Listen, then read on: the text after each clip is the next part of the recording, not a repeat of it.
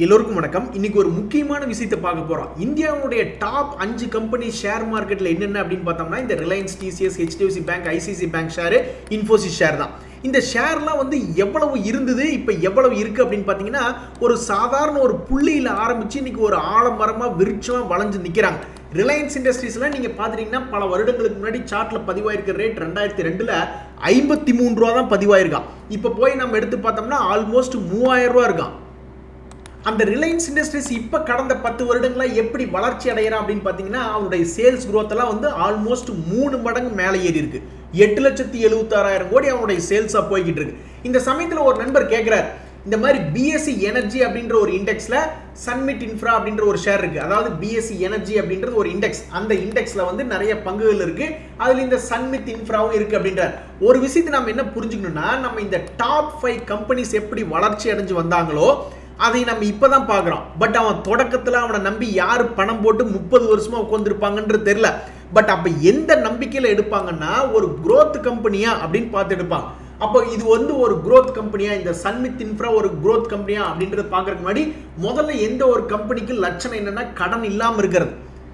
அவங்களுடைய லாபத்தை வச்சு எல்லா கடனையும் ஒன்னா கடனை வாங்கியிருந்தாலும் ஒரு 3 வருஷத்துக்கு முன்னாடி என்ன கடன் இருந்ததோ அதை விட இப்போ கடன் கம்மியாக தான் இருக்கணும். ஏன்னா லாபம் நிறைய பண்ணி அந்த கடன் அடைச்சிருக்கணும். ஸோ முதல் லட்சணம் அப்படின்றது கொஞ்சம் கம்மியாக இருக்கட்டும். பட் இருந்தாலும் அந்த கம்பெனி வந்து டிவிடெண்ட் கொடுக்குறானா, அவங்களுடைய ஷேர் ஹோல்டர்ஸை ஏமாத்தாமல் இருக்கானா, போனஸ் கொடுக்குறானா, கேஷ் டிவிடெண்ட்ஸ் அல்லது கேஷ் போனஸ், ஸ்டாக் போனஸ்ன்னு ஏதாவது ஒரு இன்வெஸ்டர் வேல்யூவேஷன் ஏதாவது பண்ணி கொடுக்குறானா அப்படின்றது பார்க்கணும். அதெல்லாம் இருக்கு. இது எல்லாத்தையும் விட முக்கியமாக நம்ம என்ன பார்க்கணும் அப்படின்னா அவனுடைய சேல்ஸ் growth, ப்ராஃபிட் growth இருக்கா அப்படின்னு நம்ம பார்த்தோம்னா 96 கோடியில் ஆரம்பிச்சு இப்போ ஆல்மோஸ்ட் அதை டபுள் ஆக்கிறதுக்கு முயற்சி பண்ணிட்டு இருக்கான் 4-5 வருஷத்துக்குள்ள. அதே மாதிரி 1 கோடியில் ஆரம்பிச்ச லாபம் இப்போ 5 மடங்கு அவனுடைய லாபம் அப்படின்னு ஏறிட்டு இருக்கு. அப்போ என்ன ஆகுது, ஒரு ப்ராஃபிட் ஏர்னிங்ஸ் growth இருக்கு. அதே மாதிரி அவனுடைய ரெவென்யூ growth இருக்கு. அதே மாதிரி பெரிய ஆளு யாராவது பணம் போட்டிருக்காங்களான்னா அந்த இடத்துல ஒரு பிக் ஜீரோ. மேனிப்புலேஷனுக்கு யாருமே இல்லை. டிஐஸ், எஃப்ஐஸ் பணம் போட்டாங்கன்னு சொல்லி ஏற்றி விடக்கூடிய அந்த மேனிப்புலேஷன் அப்படின்றது எது இல்லை. ஸோ இந்த மாதிரி யோசிச்சு எடுக்கக்கூடிய பங்குகள் 30 வருஷம் 40 வருஷம் கழிச்சு நம்மளுக்கு ஓரளவுக்கு பெரிய வருமானம் கொடுக்கக்கூடிய வாய்ப்பு அப்படின்றது என்னுடைய கருத்து.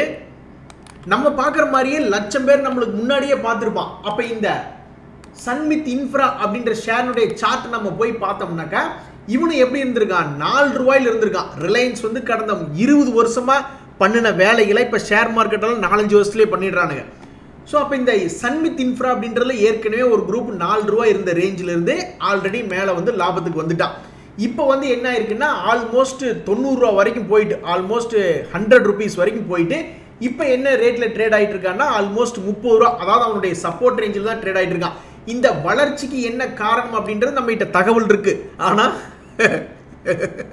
ஆனால் இந்த உயரத்திலிருந்து கீழே விழுந்ததுக்கு உண்டான காரணம் நம்ம கிட்ட இல்லை. ஸோ என்னை பொறுத்த வரைக்கும் இதனுடைய தகுதி எப்படி இருக்குன்னா ஒரு பிஎஸ்சி எனர்ஜி இண்டெக்ஸ்ல இருக்கு. ஃபைன். இப்போ வரைக்கும் இந்த கம்பெனி லாபகரமாக இருக்கு அப்படின்னு பார்த்தோம்னா அவனுடைய செப்டம்பர் குவார்ட்டருடைய ரிசல்ட்ல லாபகரமாக தான் இருக்கான். இனி டிசம்பர் குவார்ட்டரில் என்ன ஆகிறா அப்படின்றது பொறுத்து இருந்து பார்க்கணும்.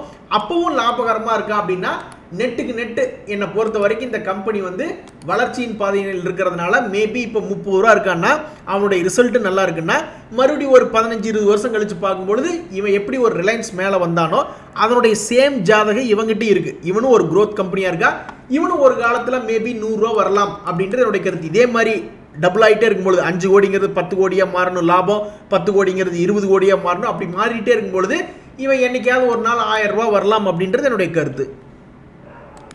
நானும் ஓசிலி ஏதாவது சம்பாதிக்கணும்னு முடிவு பண்ணிட்டேன். இந்த பவர் கிரிட் இன்ஃப்ராஸ்ட்ரக்சர் இன்வெஸ்ட்மெண்ட் ட்ரஸ்ட்டில் ஒரு சாம்பிள் இன்ஃபர்மேஷனுக்காக ஒரு 3000 ஷேர் ஆல்ரெடி வாங்கி வச்சிருந்தேன். அதுக்கு எப்படி ஒரு 10,000 டிவிடெண்ட் வரும் இந்த மாதத்துக்குள்ள, பிப்ரவரி மாதம். அதை வாங்கி அப்படியே செலவுக்கு வச்சுக்குவேன். ஒரு வருஷ கணக்கில் பார்க்கும்போது ஒரு 12 ரூபா கொடுப்பான்னு நினைக்கிறேன். ஒரு ஷேருக்கு 12 ரூபா அப்படின்னா 3000 ஷேருக்கு ஆல்மோஸ்ட் எவ்வளோ வருது, ஒரு 50,000 ரூபா பக்கத்தில் வருது. இல்லை 36,000 ரூபா பக்கத்தில் தான் வருது. சரி, ஓகே. என்னுடைய எய்மெல்லாம் என்னன்னா இந்த இன்கம் போர்ட்ஃபோலியோவில் இந்த 3000 குவான்டிட்டி வந்து 10,000 பண்ணிடணும் அப்படின்றத என்னோட எதிர்பார்ப்பு. ஏன் அப்படின்னாக்கா 10,000 ரூபா பண்ணி அதுக்கு 12 ரூபா அப்படின்றது ஒரு வருஷத்துக்கு கொடுக்குறாங்கன்னு கணக்கு வச்சுக்குவோமே. ஆல்மோஸ்ட் உப்பு பருப்பு எல்லாத்துக்குமே ஸ்கூல் குழந்தைங்க செலவுல இருந்து எல்லாம் வீட்டு செலவுக்குன்னு கம்ப்ளீட் ஆயிடுது என்னை பொறுத்த வரைக்கும். அந்த பவர் கிரிட் ஷேர் வந்து 50 ரூபா போனால் எனக்கு என்ன, 140 ரூபா போனால் எனக்கு என்ன. என்னை பொறுத்த வரைக்கும் நான் போட்ட பணத்துக்கு 12% வட்டி கொடுத்துட்டே இருந்தால் சரிதான். அதை என்னைக்காவது குறைக்கும் போது தான் நான் ஒரு மாதிரி பயந்துட்டு ஓனுக்கு வந்து கத்தி அழுவேன். பட் அதுக்கு உண்டான காரணம் இப்போதைக்கு இருக்கிற மாதிரி தெரியல. இந்த குவார்ட்டரில் கூட ரிசல்ட் பார்த்தேன், லாபத்தில் தான் இருக்கான். கையை கொடுங்க நண்பரே, கையை கொடுங்க. ஒரு நண்பர் டாடா மோட்டரை 443 ரூபாய்க்கு வாங்கி இப்போ 100% ப்ராஃபிட்ல இருக்காரு. நான் சமீபத்தில் பண்ண ஒரே ஒரு 100% ப்ராஃபிட் அந்த BHEL ஒன்று தான். மீதி இருக்கக்கூடிய நிறைய ஷேர்கள் எனக்கு 50%, 60% எல்லாம் ப்ராஃபிட்ல இருக்கு. பட் அந்த ஒன் பேக்கர் அப்படின்றது போன வருஷத்துக்கு எனக்கு BHEL ஒன்று தான் கிடைச்சது. இந்த வருஷத்தில் 2024 எனக்கு இது வரைக்கும் ஒன்றுமே டபுள் ஆகல லாபம். சிலதெல்லாம் 50%, 60% இருக்கு லாங் டேர்ம் போர்ட்ஃபோலியோவில். அடுத்தது எவன் 100% வந்து எனக்கு ஒரு சந்தோஷத்தை கொடுப்பான்னு தெரியல. அவருக்கு மியூச்சுவல் ஃபண்ட்லையும் ஆல்மோஸ்ட் 200% லாபம் இருக்கு அப்படின்றார். இன்னொரு நண்பர் பாருங்க, அவர் வந்து BPCL 3 வருஷமா ஹோல்டிங் பண்ணியிருக்காப்ல. அவர் லாபமெல்லாம் பண்ணியிருக்காப்ல, 35% லாபம் பண்ணியிருக்காப்ல. ஆனால் எத்தனை வருஷம்? 3 வருஷம் ஹோல்டு பண்ணி. ஆனாலும் பாருங்க, சில பேர்த்துக்கு வந்து அவர் வெளியே வந்த உடனே 35% போதுன்னு சொல்லி லாபத்தை புக் பண்ணிட்டு வெளியே வர்றாரு, உடனே மேலே 20% ஏறிட்டான். என்ன ஒரு கொடுமை பாருங்க.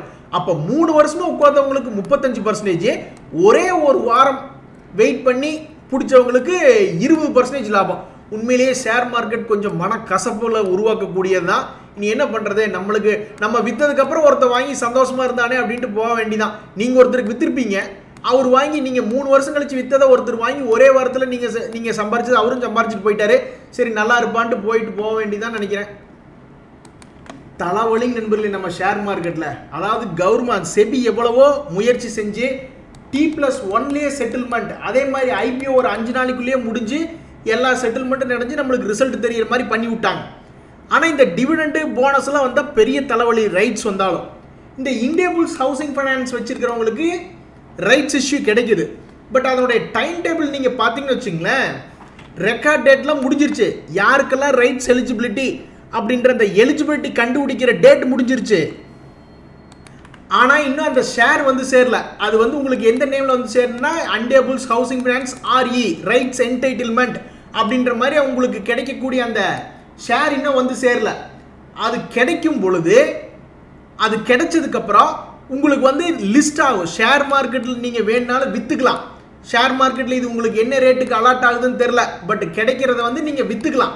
அப்படி விற்கல அப்படின்னாக்கா நீங்கள் வந்து கம்பெனிக்கே அப்ளை பண்ணி இந்த ரைட்ஸ் என்டைட்டில்மெண்ட் அப்ளை பண்ணி அதை நார்மல் ஷேராக மாற்றிக்கலாம். அதுக்கு நீங்கள் பணம் கட்டுற மாதிரி வரும். எவ்வளவு அப்படின்னு பார்த்தீங்கன்னாக்கா 150 ரூபா நீங்கள் கட்டுற மாதிரி வரும். அந்த 150மே நீங்க முதல்ல 50 ரூபா கட்டினா போதும். அதுக்கப்புறம் மறுபடியும் உங்ககிட்ட பணம் கேட்பாங்க, அப்போ ஒரு 100 ரூபா கட்டினா போதும். இப்படித்தான் சுவிட்சர்லாந்து வந்து பணம் கேட்டாங்க. ஒரு நண்பர் 10,000 ரைட்ஸை வாங்கி வச்சுக்கிட்டாரு. 10,000 ரைட்ஸை வாங்கி வச்சுக்கிட்டு அந்த காசு வந்து ஷேர் மார்க்கெட் ஓப்பன்ல போய் வாங்கினாலும் அதே ரேட்டு தாங்க இருந்தது அப்படின்ற மாதிரி நினைச்சுக்கிட்டு இருந்தாப்ல. அதே மாதிரி போய் அந்த கம்பெனிகிட்டயே வாங்கினாலும் அதே ரேட் தான் இருந்தது அப்படின்ற மாதிரி நினைச்சுக்கிட்டு இருந்தாப்ல. அந்த 10,000 ஷேரை மட்டும் 5 ரூபாய்க்கு வாங்கியிருந்தாருன்னா அவர் போட்ட பணம் 50,000 ரூபா. இன்னைக்கு அந்த பணம் எவ்வளவு இருந்ததுன்னு பார்த்தீங்கன்னா 5 ரூபா வந்து இப்போ 50 ரூபா ஆயிடுச்சு. ஸோ ஆல்மோஸ்ட் 5 லட்ச ரூபா ஆகி போச்சு. ஆனால் இந்த இந்தியா புல்ஸ் ஹவுசிங் ஃபைனான்ஸில் அப்படி ஒரு ஜாக்பாட் கிடைக்குமா அப்படின்றது எனக்கு தெரியல. பட் எது எப்படியோ 150 ரூபாய்க்கு இஷ்யூ பண்ணுறாங்க. ஸோ நீங்கள் இந்த இந்தியா புல்ஸ் ஹவுசிங் ஃபைனான்ஸ் வச்சுருந்தீங்கன்னா என்ன இன்னும் ஒன்றுமே நடக்கலைன்னா இந்த டைம் டேபிள் தான் காரணம். எதுவுமே ரொம்ப ஸ்லோவாக தான் நடக்கும். உங்களுக்கு இன்னும் அந்த ரைட் சென்டில்மெண்ட்டே வந்து சேர்ந்துருக்காது. அது 7ஆம் தேதிக்குள்ளே ஏதாவது ஒரு நாளில் வந்து சேர்ந்துடும். வந்து சேர்ந்ததுக்கப்புறம் நீங்கள் விற்கணும்னா இந்த மாதிரி விற்றுக்கலாம். பிப்ரவரி 13க்குள்ளே விற்றுக்கலாம். அதுக்கப்புறம் வந்து அது எக்ஸ்பயர் ஒர்த்லெஸ்ஸாக ஆயிரும். நீங்கள் ஒன்றா மார்க்கெட்டில் விற்றுறணும், இல்லைன்னா அதை அப்ளை பண்ணி அதை நார்மல் ஷேருக்கு அதிகமாக பணம் கொடுத்து வாங்கி வச்சுக்கணும். முதல்ல இந்த ரைட்ஸ் உங்களுக்கு கிரெடிட் ஆகட்டும். அதுக்கப்புறம் நம்ம ஏதாவது ஒரு லைவாக வந்து என்ன நடக்குது அப்படின்றது நம்ம டிஸ்கஸ் பண்ணலாம். ஏதாவது ஒரு வீடியோக்களில் டிஸ்கஸ் பண்ணலாம்.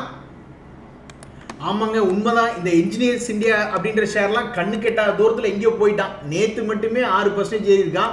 இந்த ஒரு வருஷத்தில் பார்த்தோம்னா 222% ஏறியிருக்கான். இனி இந்த ஷேரை பற்றி பேசுறதுக்கு நம்ம கிட்ட ஒன்றுமே இல்லை. நண்பர்களே, பெரிய ஆளுங்கள்லாம் வந்து மார்க்கெட் ஏறிட்டு இருக்கிற சமயத்தில் கொஞ்சம் கம்மியாக தான் இறங்குவாங்க போல. சமீபத்தில் கூட பாருங்க, TCS வந்து ஆல்மோஸ்ட் உங்களுக்கு 7% தான் இறங்கினான். இறங்கிவிட்டு மறுபடியும் மேலே ஏறிட்டான். இப்போ கூட பாருங்க, மறுபடியும் ஒரு 5% இறங்கியிருக்கான். 5% மறுபடியும் ஏறிட்டான். பட் நம்மளுக்கு தெரியும், I know what you did in your last summer அப்படின்ற மாதிரி கும்பா குட்டி முதல்ல இப்படி 5% 10% இறங்கினாக்கி இப்போ ஏறிட்டு இருக்கா இல்லையா. பட் சில மாதங்களுக்கு முன்னாடி, சில வருடங்களுக்கு முன்னாடி பார்த்தீங்கன்னாக்கா அவன் இறங்கினது எவ்வளோன்னு பார்த்தீங்கன்னா ஆச்சரியப்பட்டு போயிடுவீங்க. ஆல்மோஸ்ட் 28% இறங்கிட்டு தான் அப்புறம் ஏறி இருக்கான். எக்ஸாம்பிளுக்கு வேறு சில ஷேர்களும் பார்க்கலாம். சமீபத்தில் வந்து இந்த செயலுமே பார்த்து எவ்வளோ தூரம் இறங்கினா 14% ஒரு இடம் இறங்கியிருக்கான், அப்புறம் மறுபடியும் ஏறி இருக்கான். மறுபடியும் என்ன பண்ணியிருக்கான்னா சமீபத்தில் இந்த ஜனவரி மாதத்தில் கூட எவ்வளோ இறங்கியிருக்கான்னு பார்த்தீங்கன்னா 5% இறங்கியிருக்கான், அப்புறம் மறுபடியும் ஏறிட்டான். இதெல்லாம் லக்கு தாங்க. இந்த ஷேரை வச்சிருக்கிறவங்களுக்கோ அல்லது வாங்கினவங்களுக்கோ உடனே லாபம் அப்படின்றது கொடுத்துட்றான். ஆனால் இதே செயல இதே டிசிஎஸ் இதுக்கு முன்னாடியெல்லாம் பார்த்தோம்னு வச்சுங்களேன், பெரிய அளவில் இறங்கிட்டு தான் அப்புறம் மறுபடியும் மேலே ஏறி இருக்கானு. 2023 செயல் என்ன பண்ணியிருக்கான் அப்படின்னு பார்த்தீங்கன்னா எத்தனை பர்சன்டேஜ், 103 ரூபாயிலிருந்து அவனும் ஒரு 21% இறங்கிட்டு தான் மேலே ஏறி இருக்கான். ஸோ எல்லாமே லக்கு தாங்க. நம்ம போய் ஒரு ஷேரை எடுக்கிறோம், அவன் அங்கிருந்தே ஏறிட்டான்னா லக்கு, இல்லைன்னா நம்மளை ஒரு 6 மாதம் ஒரு 20-30% இறங்கிட்டு தான் அப்புறம் நம்மளுக்கு விடிவு காலத்தை கொடுப்பானுங்க. அதுலேயும் இந்த SJVN அப்படின்ற ஷேர்லாம் வாங்கி வச்சுட்டு உட்காந்துன்னு வச்சுங்களேன், அப்படியே உள்ளம் குளிர்ந்து அப்படியே இமய மலையிலேயே போய் உட்காந்துருப்போம். ஒரே வருஷத்தில் 329% லாபம் SJVN. இந்த ஷேரை வச்சிருக்கிறவங்களுக்கு வாழ்த்துக்கள். நண்பர்கள், இந்த வாராக் இன்ஜினியரிங் அப்படின்னு ஒரு ஷேர் ஒன்று பார்த்துக்கிட்டு இருந்தேன். இவன் வந்து டிவிடெண்ட்லாம் ஒன்றும் கொடுக்க கிடையாது, அதே மாதிரி கடனும் கொஞ்சம் அதிகமான கம்பெனி தான். பட் இவங்கிட்ட என்ன ஒரு அட்ராக்டிவ் பாயிண்டாக இப்போதைக்கு இருக்குது அப்படின்னு பார்த்தோம்னா, இப்படி கும்பா குட்டியாக கடந்த 3 வருடங்கள் இருந்தவன் திடீர்னு லாபகரமாக திரும்பி இருக்கான்.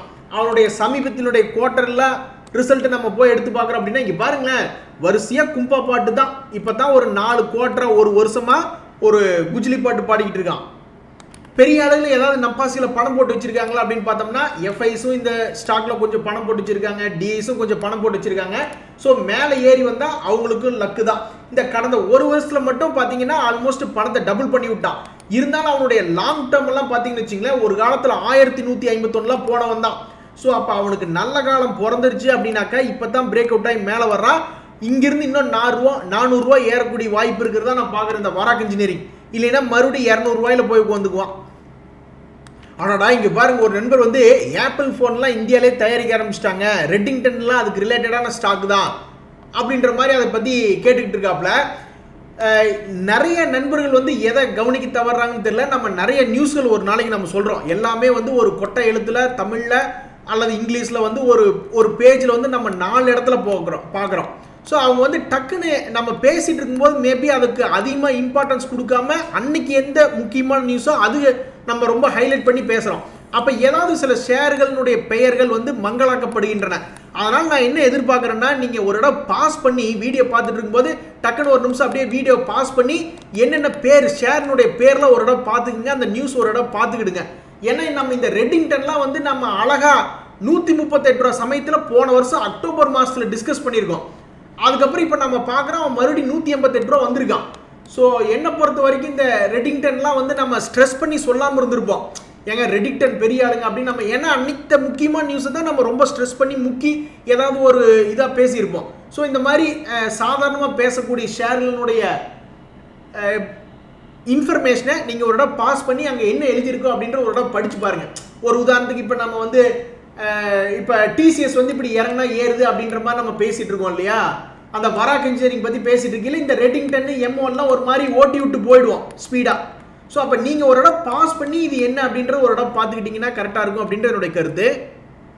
நண்பர்களே, அடுத்து நம்ம பார்க்கக்கூடிய இந்த மேக் மணி ஆர்கானிக்ஸ் அப்படின்ற ஷேர்லாம் வந்து நல்ல ஒரு வால்டிலிட்டியான ஸ்டாக் தான். சப்போர்ட்லாம் போய் தொட்டானாக்கா எகிரக்கூடிய ஆள் தான். இப்போ வந்து கடந்த ஒரு வருடமாகவே அவனை ஒரு மாதிரி அடக்கி வச்சிருக்காங்க, ரொம்ப ஆடாத நீ அப்படின்ட்டு. பட் என்னைக்காவது ஒரு நாள் இதை வந்து பிரேக் அவுட் பண்ணிட்டான்னு வச்சிங்களேன், அப்போ வந்து இந்த ஸ்டாக் வந்து பழையபடி அவன் ஒரு 140 ரூபா போகக்கூடிய வாய்ப்பு இருக்கிறதா தான் நான் பார்க்குறேன். சில ஷேர்ஸ் எல்லாம் 3 வருஷமா வெயிட் பண்ணுறோம், ஒன்றுமே நடக்கல. திடீர்னு 3 வாரத்தில் அவன் பெரிய அளவில் லாபம் கொடுக்குறான் அப்படின்னு கூட ஒரு நண்பர் தன்னுடைய எக்ஸ்பீரியன்ஸ் சொன்னார் பார்த்தீங்களா. அது மாதிரி அவன் இன்னொரு வருஷம் கூட நீட்டிப்படுக்கலாம், யாருக்கு தெரியும், இதே ரேஞ்சுக்குள்ளேயே இருக்கலாம். திடீர்னு 140 ரூபா போகலாம். ஸோ எல்லாமே டைமிங் தான், எல்லாமே லக்கை பொறுத்து தான். ஆனால் இந்த ஷேர் என்ன சொல்லுது அப்படின்னா சப்போர்ட்டில் இருக்குது. ஸோ அப்போ சப்போர்ட்டில் இருக்கும்போது நம்ம என்ன பண்ணணும் அப்படின்றதான் முக்கியம். ஆஹா, இங்கே பாருங்க, சீனிவாசன் சாருக்கு அடித்த லக்கு. அவர் பேடிஎம் தலை வச்சே படுக்கல அந்த பக்கம் ஐபிஓ பக்கம். ஆனால் எல்ஐசி ஐபிஓ அப்ளை பண்ணியிருக்காரு, நல்ல வேலை கிடைக்காம போயிடுச்சு. ஆனாலும் பாருங்க, நல்ல ஒரு சீப்பான ரேட்டுக்கு 600 ரூபா வரையில வாங்கி வச்சுக்கிட்டாப்புல. இப்போ அவருக்கு பயமே கிடையாது. மறுபடியும் அவன் 700 ரூபா வந்தாலும் பயம் கிடையாது, 800 ரூபா வந்தாலும் பயம் கிடையாது. ஏன்னா அவர் வாங்கின ரேட் அப்படி. ஸோ எல்லாருமே ஷேர் மார்க்கெட்டில் ஒரு நல்ல ரேட்டில் வாங்கி ஒரு 100%, 40% லாபத்தில் இருந்தாங்கன்னா அவங்களுக்கெல்லாம் பயம் அப்படின்றது வரவே வராது அப்படின்றது என்னுடைய கருத்து. இன்னொரு நண்பர் வந்து சில ஷேர்களை பற்றி டிஸ்கஸ் பண்ண சொல்கிறாப்புல. அதில் இதெல்லாம் நம்ம ஆல்ரெடி டிஸ்கஸ் பண்ணதான். இப்போ எதையுமே டிஸ்கஸ் பண்ண வேண்டிய இடத்துலயே இல்லை. இந்த சலசார் ஆகட்டும், இன்ஃபிபீம் ஆகட்டும், ஜீனஸ் பவர் ஆகட்டும், இதெல்லாம் நம்ம லோ ரேட்ல டிஸ்கஸ் பண்ணோம். அவன் மேலே வந்துட்டான். இந்த சிகாச்சி நம்ம பற்றி நம்ம டிஸ்கஸ் பண்ணதில்லைன்னு தான் நான் நினைக்கிறேன். ஸோ இந்த லக்ஷ்மி ஆர்கானிக்ஸ் ஒன்று தான் அவர் போட்ட படிக்கு அவன் ஒன்று தான் இப்போதைக்கு சப்போர்ட்ல இருக்கான். இவன் என்னைக்கு மேலே போக போறான்னு தெரியல. நண்பர்களே, சும்மா சொல்லக்கூடாது. அரசியலில் ஜெயிக்கணும்னா ரொம்ப ஃபோர்ஸான ஆளு இருந்தால் தான் ஜெயிக்க முடியும். விஜயகாந்த்லாம் வந்து ஜெயிச்சாரு, எம்ஜிஆர்லாம் வந்து ஜெயிச்சாருனாக்கா அவங்கெல்லாம் ரொம்ப ஃபோர்ஸான ஆளுங்க. கமல் ஆகட்டும், விஜயுமே கொஞ்சம் சாஃப்டான ஆள் தான். பட் எது எப்படியோ என்னை பொறுத்த வரைக்கும் இவங்க எல்லாம் வந்து கோயம்புத்தூரில் தான் வந்து நிற்கணும் அப்படின்றது என்னுடைய ஒரு எண்ணம். என்ன காரணம்னா, கோயம்புத்தூர் மக்கள் வந்து அதிகமாக புதுசாக யாராவது வரவங்களுக்கு ஒரு வாய்ப்பு கொடுத்து பார்ப்போம் அப்படின்ற மாதிரியான அவங்க ஒரு மனநிலை. எங்கே போய் பார்த்தாலும் இப்படியே தான் இருக்குது. ஒரு 10-40 வருஷம் ஆனாலும் ஒன்றா ரோட்டை தோண்டி போட்டுருவாங்க, இல்லைன்னா அதை பண்ணுறேன் இதை பண்ணுறேன்ட்டு கரண்ட் பில்லை ஏற்றி விட்டுட்டு எந்தையாவது ஒன்று பண்ணிக்கிட்டே இருப்பாங்க.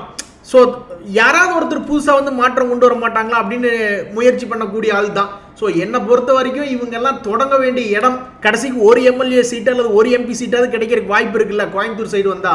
ஸோ அதனால் அவருக்கு வாழ்த்துக்கள். நண்பர்களே, நான் வந்து இந்த பீத்தல் வேலைக்காக நான் இந்த பதிவை போடல. ஒரு நண்பர் என்ன சொல்றாருன்னா, சில ஷேர்ஸ் நம்ம 100 ரூபா போகக்கூடிய வாய்ப்பு இருக்குதான் நம்ம நினைச்சிக்கிட்டு இருந்தோம். அது மாதிரி நிறைய போயிடுச்சு.